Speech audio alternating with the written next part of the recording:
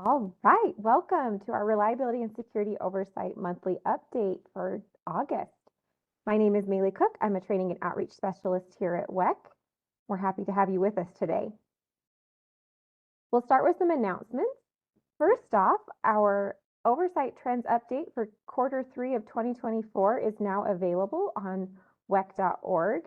This provides you a comprehensive view of interconnection-wide trends, and so we hope you'll check that out at WECC.org.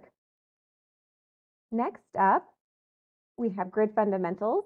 We have an in-person course coming up next week, August 20th and 21st.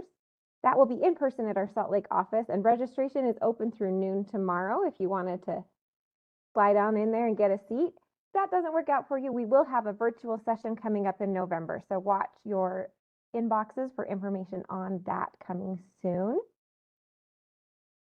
Our Enforcement Fundamentals has an in-person session next week, but we also have 2 more in-person sessions at locations around the interconnection coming up in September, and then October 28th will be our condensed course prior to the RNS workshop. So you still have a couple more opportunities to take this course and learn more about the enforcement process. We also have our Reliability and Security Workshop coming up. That will be in Portland, Oregon on October 29th and 30th. This is a wonderful time to hear about important oversight matters, hear from industry experts, and network with your peers. We hope you'll get registered, and we hope to see you there. There is also a virtual option, and WECC's meeting will follow. We'll go ahead with our antitrust policy. All WECC meetings are conducted in accordance with the WECC antitrust policy and the NERC antitrust compliance guidelines. All participants must comply with the policy and guidelines. This meeting is public. Confidential or proprietary information should not be discussed in open session. This webinar is being recorded and will be posted publicly. By participating, you give your consent for your name, voice, image, and likeness to be included in that recording. WECC strives to ensure the information presented today is accurate and reflects the views of WECC. However, all interpretations and positions are subject to change. If you have any questions, please contact WECC's legal counsel. We'd love to have you participate on these calls. Feel free to send your questions through the chat feature to WECC meetings, or you can use the raise hand feature and we will call on you and you can ask your question aloud. We'll go to our agenda today. We'll have an update from Curtis Cruz. However, he is having a technical issue getting connected with us. So we're going to move past him and we'll bring him up in a moment. We'll begin with a standards feedback team update from Donovan Crane, and then we'll go through the agenda as shown, and we'll get Curtis in there when he is able to connect with us. So I'll turn the time over to you, Donovan. Perfect. Thank you. All right. So with this, we have a new team kind of propped up here that we're just looking how to look at standards and feedback in a more open and transparent and a way that we can show what we're doing and be that voice that we want to be out here in the West. And so we've asked that we can have a little bit of time to give some updates on these meetings going forward, just to give a little bit more insight into how we're responding, viewing some of these ongoing standards projects at NERC. And I'm going to keep this pretty short, but if there's any questions or a desire to have a longer discussion, please feel free to reach out to either myself or Curtis Cruz. We're always more than happy to have a longer chat about this. So we can go to the next slide. For this update, I'll be briefly going over the suite of standards that just closed for comment and ballot on Monday. Overall, WECC tries to be as supportive as possible of the standards development process while making sure that our voice is heard when it comes to reliability, clarity, and the quality of the standards that are being developed. To that end, here are the 4 projects that comment and ballot closed on and some of the perspective that we gave to the drafting teams and to NERC through the comments that we submitted. So we're going to go through each one of these individually. So next slide, please. Just as a brief overview of this, for 2020-02, the PRC 29, the ride-through standard, we sought some clarification, some tech writing issues. We were seeing that, things that maybe should be capitalized, maybe some punctuation differences, just as a cleanup.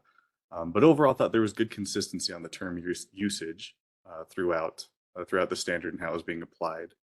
The big comment that we had on this one was we thought that R4 could potentially be brought out of the standard and into the implementation plan, or at least a large chunk of that. And that was the feedback we'd given for this project, was to have a look at that. And we're curious to see how the drafting team and NERC responds to that suggestion. Overall, we voted yes on this with the suggestions that we have here. Next slide. For 2020-06, the IBR glossary term, we support the definition that they have. And overall, we submitted that we appreciate the effort and asked if there'd be examples so that there's no confusions, no question between oversight and entities. Will that be going out so that everybody knows exactly how that's going to be used and applied? So there's that clarity between industry and those enforcing the standards. Again, voted yes on this, and we're supportive of that. Next slide. For 2023-02 PRC 30, we had some questions for clarity about the word implement in the standard, just to make sure that we're understanding how that is being used and how it's being interpreted by the drafting team. Again, for clarity between everybody that touches the standard, either implementing it or enforcing it and looking at it. So just asking for clarity on what exactly they meant by that and how it's supposed to be used.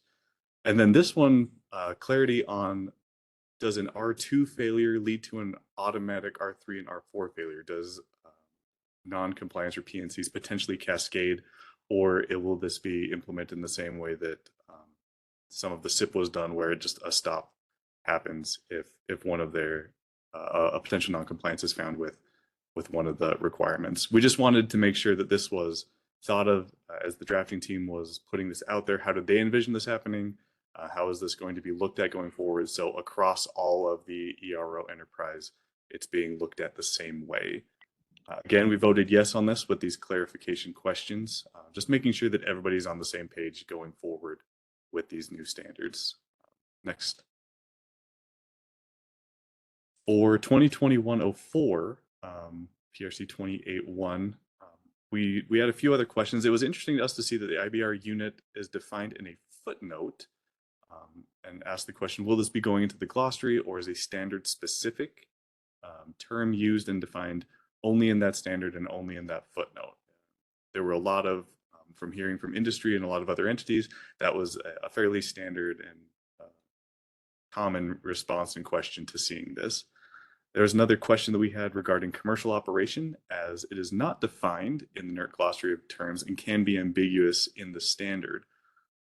We know that we, out in WECC, we have commercial operation defined, but we wanted to make sure that going forward, without that being a defined term, it allows different entities, groups, areas to have different definitions and thoughts of that. So we wanted to make sure on the usage of that term, how that will be.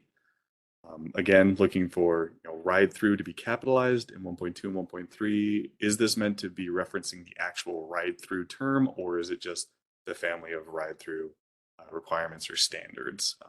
Kind of a tech writing, but can be important based off terminology usage. And then in the implementation plan, we saw, if May is the month that must be defined for implementation, the implementation plan should not simply say May 26th, but it should say May 1st, 2026. Being as specific as possible is always nice. If a month and a day has to be identified, we ask that that be identified as clearly as possible. And again, on this one, we voted yes with comments and questions for that clarification. There's the phrase that we kind of use fairly often is, we don't want to let perfect get in the way of good. If these standards are going to help reliability, security, then we're trying to be as supportive as possible. But we did want to make sure that we have these comments, clarifications requested, so that as they go forward, that everybody is able to be on the same page and it's as clear as it can possibly be. The next big thing that we asked for is on the next slide, is an implementation plan mapping document. The standards that were balloted are and were potentially tied together and require clarity for when their parts will be implemented. There's several phased in parts of an implementation plan for several requirements and several parts of these requirements. And WECC requested that this implementation plan map come from NERC so that it can be clearly seen how and when each part will be implemented in regards to the various standards. We asked that NERC put that out so that it can be clear for all those involved on implementing and when they will be enforceable. So overall, this is where we landed on our comments, on our views of some of the risks that came out of these standards going forward, what we'd like to see, feedback from the drafting teams as it moves through the process. But overall, we try to be supportive. We're voting yes on these to move them forward with these comments and suggestions. So that should be, for me, the last slide of my section. Like I said before, if there's a desire or want to have a deeper conversation about this, please feel free to reach out to either myself or Curtis Cruz, and we can go a little bit more in depth with this. But that's all I have for this section, Maylee. Thank you. Thank you, Donovan. We'll now turn the time over to Abby for an IBR registration initiative update. Try saying that 5 times fast. Goodness. Abby, over to you. Thank you, Maylee. I appreciate it. Like we have in other recent RSO webinars, WECC registration is continuing its efforts and keeping our entities informed on the status of IBR registration initiative activities across the ERO enterprise. So for today, we have just a few slides to go over. Next slide, please. On June 27th, FERC approved NERC's proposed revisions to its registry criteria. As a result, NERC revised appendices 2, 5A, 5B of the ROP, which now include Category 2 generator owners and generator operators. NERC and the regions are now focused on Phase 2 of the registration milestones, which includes identifying Category 2 candidates. Next slide. To assist with this effort, NERC sent out an RFI to all registered TOs and BAs asking the primary compliance contacts to complete an RFI spreadsheet to include contact information for plants that fall under the new Category 2 criteria and are either currently in service or expected to be in service by May of 2026. The provided information will be reviewed by the applicable region, and it will be used to provide outreach activities for Category 2 candidates. Next slide. So to date, WECC has received 22 of 90 expected responses from RTOs and BAs, which is 24%. And WECC really truly appreciates the entities that have responded and for the ones that are asking questions about the RFI. For the remaining TOs and BAs, we understand it may take some time to provide a complete list of those Category 2 candidates that are either owned or are connected to your system or will be by May 2026. But it would be appreciated if you respond to this request at registration@wec.org by September 20th. And if you have, again, any issues or questions, just feel free to reach out. And please go ahead and fill out that spreadsheet, even if the answer is not applicable for each field. WECC is asking its respondents to be really specific in the answer across the board. As far as under notes, there is a scenario where you can go ahead and explain why the answer is not applicable. So next slide. So here it gives you a screenshot of what we would expect to receive if it is not applicable for your entity. And then also on here, you will see that there's various tabs. So there's 5 tabs that can be reviewed. And for those that have plant information to provide, then you would just look at the example tab, which is called RFI form examples. Next slide. And then here, as shown on this slide, there's a lot of resources that are available for the IBR project stages. New updates are available at least monthly.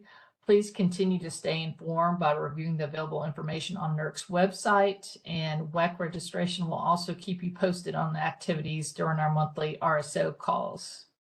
In the meantime, please feel free to reach out to us if you have any questions about this specific RFI request or any other IBR activities. And that's all I have. Thank you, Abby. We did get a question for you. It says, for already registered entities that are adding IBRs, are you anticipating the contact info for the existing? Are you anticipating that the contact info will be the same for the existing compliance employees? That is a great question. Thank you so much for asking that. You will, we are getting a list together of who we think will have category 2s that are already registered. And it'll probably be October that you will receive an RFI to address those facilities. And you're more than welcome to reach out to us ahead of time if you want to have those discussions. We would appreciate that as well. Great, thank you. All right, I do not see any other questions. We believe Curtis is on the line with us for him to give his update. Curtis, can you unmute?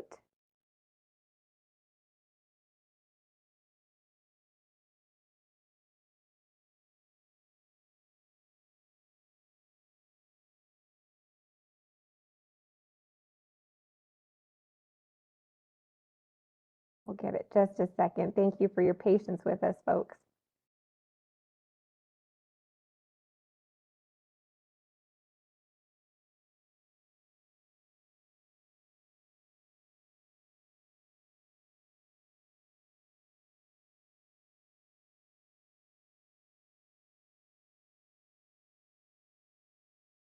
Curtis, if you're out there, we're ready for you. Thanks, everyone.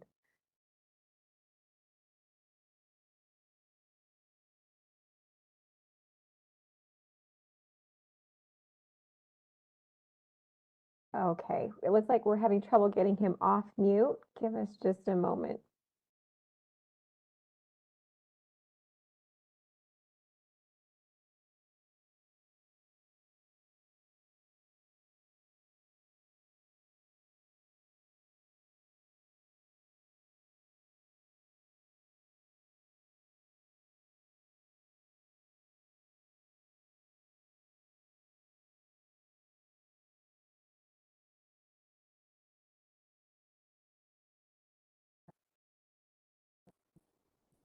Okay. We know you're here, Curtis. We'll try again. Any instructions I should give, Megan? Sorry, folks. Thanks for bearing with us.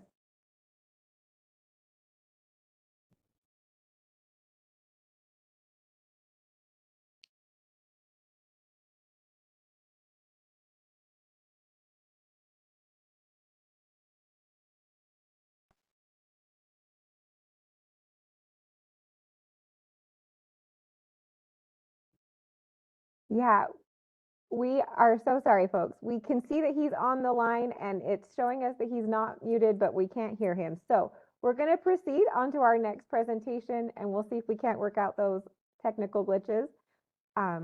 Let's go on to Madison for the presentation from El Paso Electric.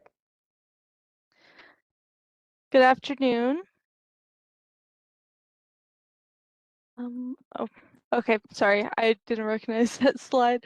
Okay, my name is Madison. I'm from El Paso Electric, and I will be covering our SIP 10 change management controls. Next slide. So to begin, I'll start off with the background on our company and then our internal compliance program at El Paso Electric, and then our ICDCT with our control objectives 1, 2, and 3. And then our SIP 10 change management controls at our EMSS group, which is our energy management system support team, and their workflow. Next slide. So for a little bit of background, we do serve in West Texas and a part of New Mexico. You can see our functional registrations, our generation capability, our miles of BES transmission. And then I did want to point out our peak load for 2024 is around 2316 megawatts. We do have 2 control centers, and our estimated amount of customers that we serve is around 460,000. Next slide. So our internal compliance program was created to assist our internal subject matter experts with their compliance efforts and control efforts. Our ACP consists of 7 different chapters, which includes program management, preventative control, detective control, corrective control, training, internal auditing and audit prep, and industry watching communications. Each one of our team members within our NERC compliance group is assigned a specific one of these chapters, and they have direct responsibilities, which includes documenting, reviewing, and ensuring that their chapter is utilized within our compliance efforts. Our ICDCT, we're going to be referring to that given that we were just audited in November this past year. And within our ICDCT, we submitted some SIP 10 control objectives, internal controls. And so we're going to be using those control objectives as a basis that we're going to be referring to throughout the slides. Next slide. So our control objectives here, you can see the first one is to ensure that all changes follow the proper change management process, which includes proper testing, review, approval, and documentation of the updated baselines. And then control objective 2, we need to ensure that changes do not adversely impact SIP 5 and SIP 7 related controls. Control objective 3, ensure that software source and integrity are verified prior to any changes. Next slide. So for our SIP 10 change management controls at EMS, in order for us to incorporate the necessary controls, EMS created an automated workflow within EPE's ticketing system, which is ITSM.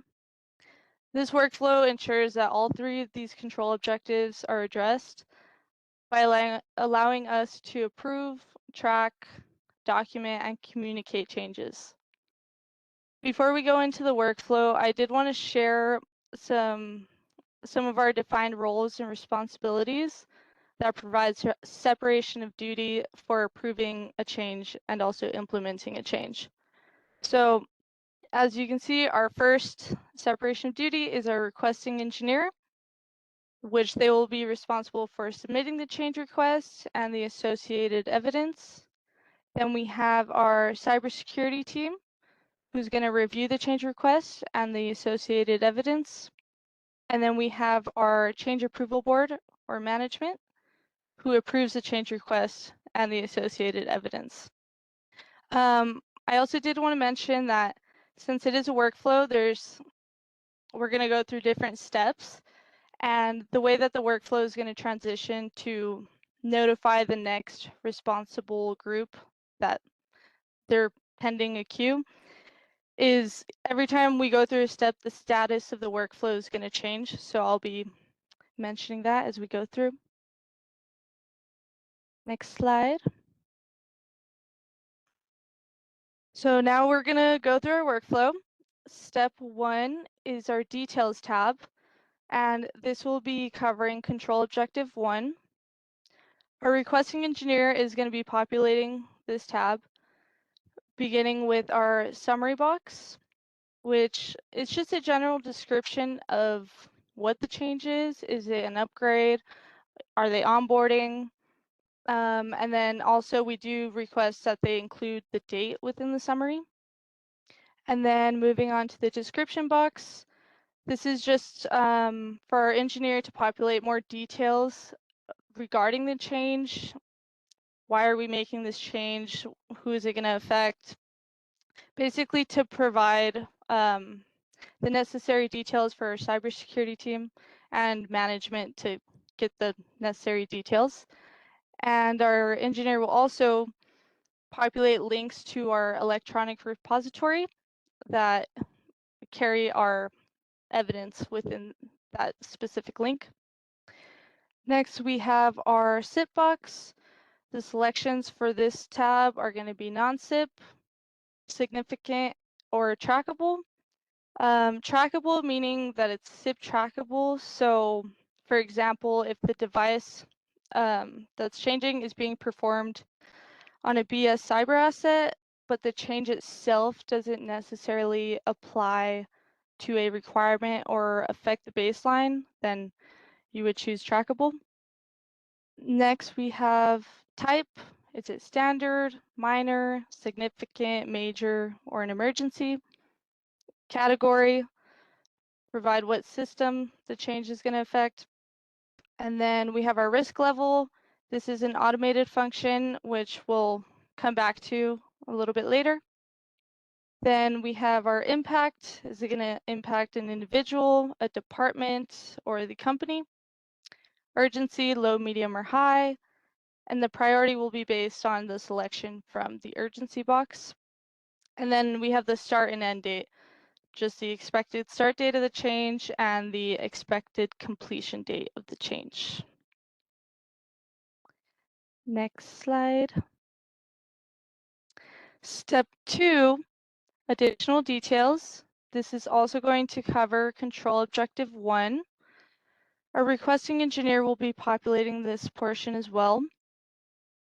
And we do consider this a preventative control, given that it allows us to confirm testing is completed before being sent for cybersecurity review and management approval. Our first box is the technical analysis, just a more technical description of the change. Then we have our backout plan, so they'll have their plan in case the change fails. And then test and verify plan. Our engineer will populate their plan to test in our QA environment. And just for reference, our QA environment is a near equal instance of the production environment. Authorization and documentation of changes in the QA environment are accomplished in the same manner as the production environment. Next box, test and verify results. Here, our engineer will provide the link to the necessary evidence of the test results from QA. And then the last box is our acceptance criteria. Next slide.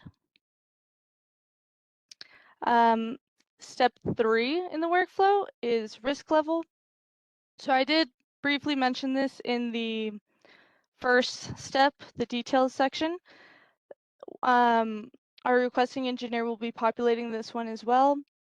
And this is more for our management and our cybersecurity team, basically to whenever they go to view the change, they can see how high of a risk that specific change is.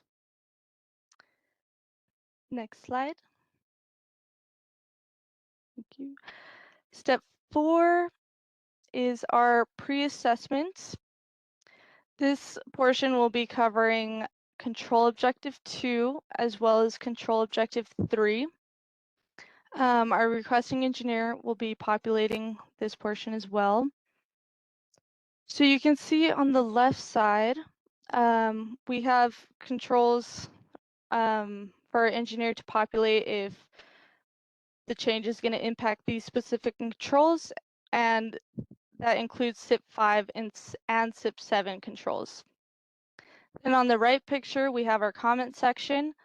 If not provided in the first tab within that link, then here our engineer needs to verify that they did provide evidence of the current state of the device or software that's being changed, evidence of our software source and integrity verification, and any other evidence as applicable. Once our engineer completes this, then they sign it, approve it, complete their task, and then the change request is going to go ahead and route to our cybersecurity team for review. Next slide. So now step 4A, review. And right now the change request is in the requested status. We also do consider this a preventative control, given that we do have an extra review before approving the requested change. So we first have the cybersecurity team, and then we also have the management. So first, though, our cybersecurity team is going to review all of the data that was populated in the change request, along with all of the linked evidence. And they're going to verify successful confirmation of testing in the QA environment.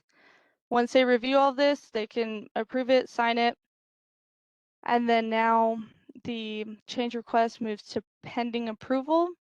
It routes to our change approval board or management. And here, our change approval board now has this pending task in their queue. They do the same thing. They'll review all the evidence and data submitted, verify they can make this change, and then once that's completed, we also only need one approval.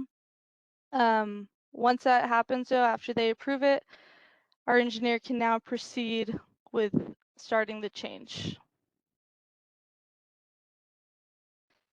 Next slide. Step 5 is our test procedure. This is going to cover control objective 2 as well as control objective 3. Our requesting engineer will be populating this portion as well. Once they complete the change, they should have all of the required evidence. They'll go inside to the change request, move the status to implemented, and then that'll allow the test procedure tab to be populated. So they'll go ahead and verify and document the impact to SIP5 and SIP7 controls. And then they're going to provide evidence of the system state post-change, confirmation of successful system validation, and any other evidence as applicable. Once they complete this portion, then the change request will now create a task and route to our cybersecurity team to review and verify the evidence, as well as update baselines as applicable. So now step 5A, review. This covers control objective 1. Our cybersecurity team will review the change that was completed, verify all of our evidence is within our electronic repository, and they can now move the change request to closed or completed. And this successfully completes our change control process.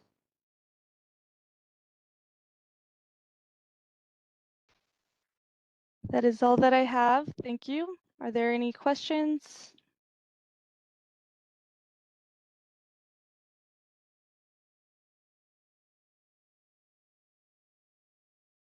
Thank you, Madison. Give me just a moment and we'll pull up those questions that are coming in for you. It says, you had a slide that showed that a standard change would have templates you could use. What kinds of changes have you templated? A slide with templates? Or can you repeat the question? I'm sorry. Yeah, let me, it says you had a slide that showed a standard change would have templates you could use. What kinds of changes are those ones that are templated?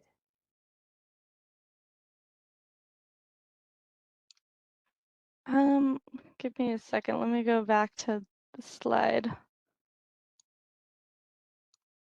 If you want to give me a number, we can back up for you as well. I'm thinking slide 1 maybe, Okay, or sorry, the step 1, step the 1. details. So before this one. How about this one? I'm not sure I fully understand the question, but I think they might be asking if there's different templates for different types of changes. No, that's the point of the summary section, where that's where they say the specific type of change that's occurring. For example, onboarding or upgrade. Did I answer correctly? I don't know if I answered their question, I think. Yeah, thank you. I think if there's a follow-up to that question, go ahead and submit it again. We'll come back to it, but thank you. It says, what software are you using to manage the change request? And are your device configurations also kept in this system? So this is Ivanti ITSM, and yes. Great.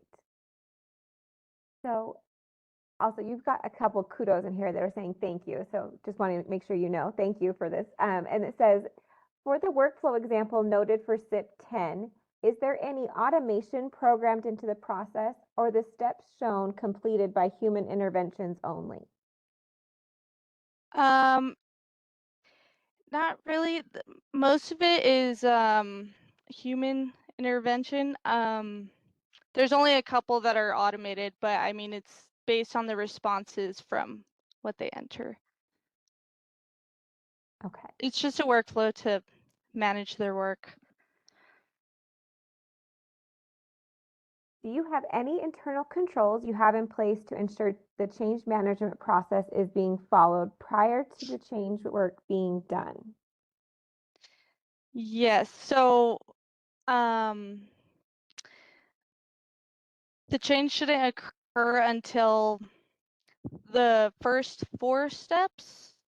Until they submit the pre-assessment, the change should not be occurring in the production environment until they get both approvals, the review from the cybersecurity team and the management approval. Thank you. All right. Is there a process difference if you select fast track?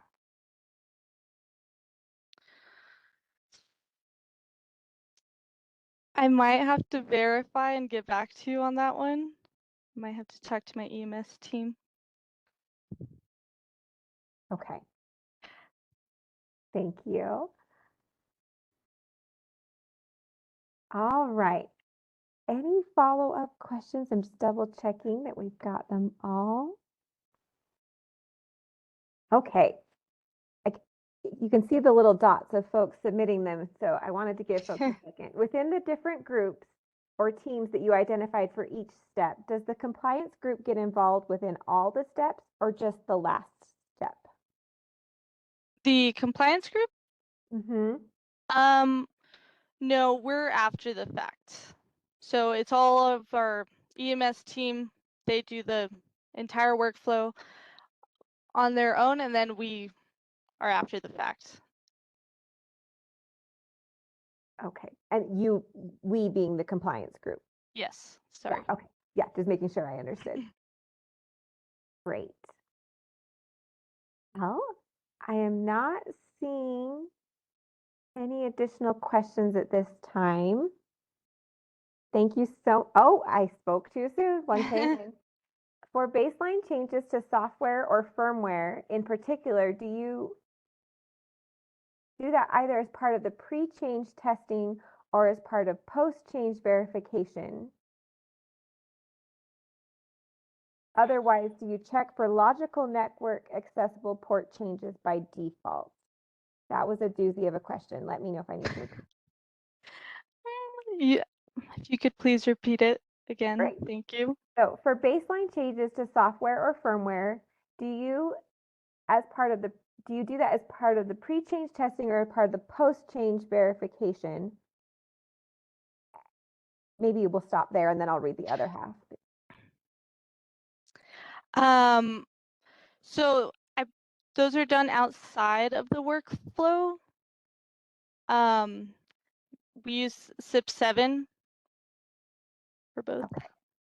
We've received a modification of this question. Do you test for logical port changes by default when making software and firmware changes? Yes.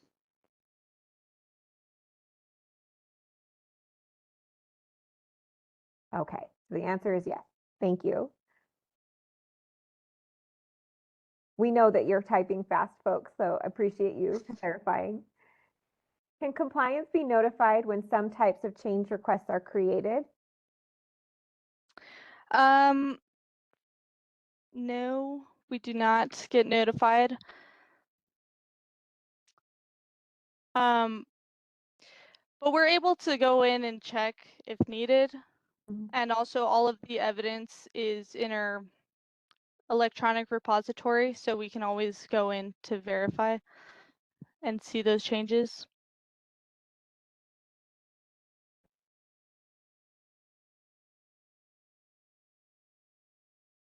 Okay. I feel like every time I've said okay, another question has snuck in underneath, but they do seem to have slowed. All right. Well, thank you so much, Madison. I appreciate you giving your time today. We are going to go to Molly, and then Curtis was able to join us, so we'll catch him after Molly's slides here. Perfect. Thank you so much. Thanks, Madison. And I just want to say thank you to Madison as well. That was a great presentation. I always love to see demos. I am a senior technical analyst in oversight planning. However, I specialize in internal controls, and I just wanted to do a quick update on our controls guidance documents. Next slide. So just as a reminder, if you're not familiar with the documents, these are documents that are aimed at WECC entities. So they're for your use. I really hope that either your process owners or your compliance personnel are using these to help improve your internal controls programs. They're a starting point for assessing risk and for designing internal controls. They give examples. They are not an exhaustive list. So they're really designed for you to start those conversations around internal controls for specific processes. Next slide. We have 19 documents already uploaded. This is a screenshot of the current website. SIP 10 is on the way in the next week or two, which is why we asked Madison to go ahead and give us a little taste of their SIP 10 program. Next slide. But I did want to point out, we have a new website, and if you have either this area or if you have specific documents already bookmarked, you may have to refresh that bookmark, and it looks just a little different. The good news, it's actually one fewer click to get there, so hopefully everyone can find it. You'll go to program areas, compliance United States, just like you did in the past, but then under compliance, all the different internal controls accordions show up individually as opposed to having to go to an internal control area first. So one fewer click, refresh your links. The link to this Compliance United States page is in the slides, so I think those will be posted, and you can utilize that link directly to find the documents. And I think that was all I had. I just wanted a quick update. So Curtis, it looks like you have 15 minutes left. I'm sure you can fill it. I was only supposed to give 5 minutes, but it took me 45 minutes to get onto the session. So whatever it takes, we'll deal with it. Can you hear me? I think is the first thing. Yes, we can, Curtis. Welcome. Perfect. Thank you. I really appreciate your patience and the opportunity to speak today. I do not have a slide deck for this. One thing that we provided, NERC and WECC committed to providing feedback on some small group advisory session questions that were provided by WICF members a few weeks ago. And out of that conversation, they thought it would be good to provide a little bit of a monthly update on cold weather at each one of these meetings. So this is why this is occurring and why I got chosen for it to a certain degree. But one thing I do want to say, we had a very good meeting a few weeks ago. As a meeting of the generator portion, the internal control task force, and the new standards implementation group with WICF. We had a very interactive meeting and it was very responsive, had some very good feedback. And if David is on the phone, I'm not sure he is, but I will tell him that feedback is going extremely well. We've made some adjustments to the practice guide that will be coming out, the cold weather practice guide. We've made some adjustments to some RSOLs that were associated with the cold weather RSOLs. I know a lot of people are looking for those. I can't control those, but I know I'm very interactive with NERC on those RSOLs, and they should be coming out soon, as well as the frequently asked questions from the SGAS. So that interaction is very much appreciated, and it did result in some changes. So I think you'll be pleasantly surprised at that, or at least I hope so. 2 emails did come out this week. In fact, I think came out today regarding the Project 2024-03. That's the revisions to the EOP 12-2. One email was about the drafting team meetings. There's 4 meetings already preset. I don't think the drafting team gets drafted until the 21st of August. I think that's when the standards committee puts the stamp on that team, whatever that team may be. But if you did not get that email, please reach out to me. It went pretty broad from a NERC standards announcements perspective, but it has some of that information sitting there. It's August 22nd, August 23rd, August 26th, and August 27th. So 4 conference calls just at the start of this. And the reason why, of course, is because the proposed timeline for that project. That was the second email that came out, and it's a very aggressive timeline simply because that standard has to get back to FERC sometime 9 months after they made the order, so March 27th, 25. And that seems like a long way away, but it's really not. And when you start talking about changes to a standard, especially the impacts from that FERC order, I think it's going to be a very interesting opportunity for everybody. I encourage you to be involved. I encourage you to send comments in. I know Donovan was talking earlier about some of the projects that are going on out there. Cold weather, that is going to be a subject for us for a while in 12-3. They're having to do some very creative changes to the project timeline, which are allowed by the development process that's out there. But if you haven't seen those particular things, the initial ballot that should be coming out is sometime in mid-October.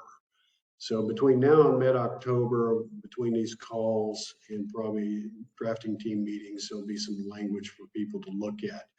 They actually included a time frame for consideration of 321 action. I'm sure that caught everybody's eyes, but if it didn't, that's something that's new per se. It's out there. They put it in that template or that projected timeline. I think that was feedback from another issue that had come up recently, but just be rest assured that it will be a fast-paced project. I will try to keep you up to date as much as I can during each of these meetings. And of course, if you're in some of those WICF meetings that I get to do updates, look forward to providing them there. I know in September, we're giving a cold weather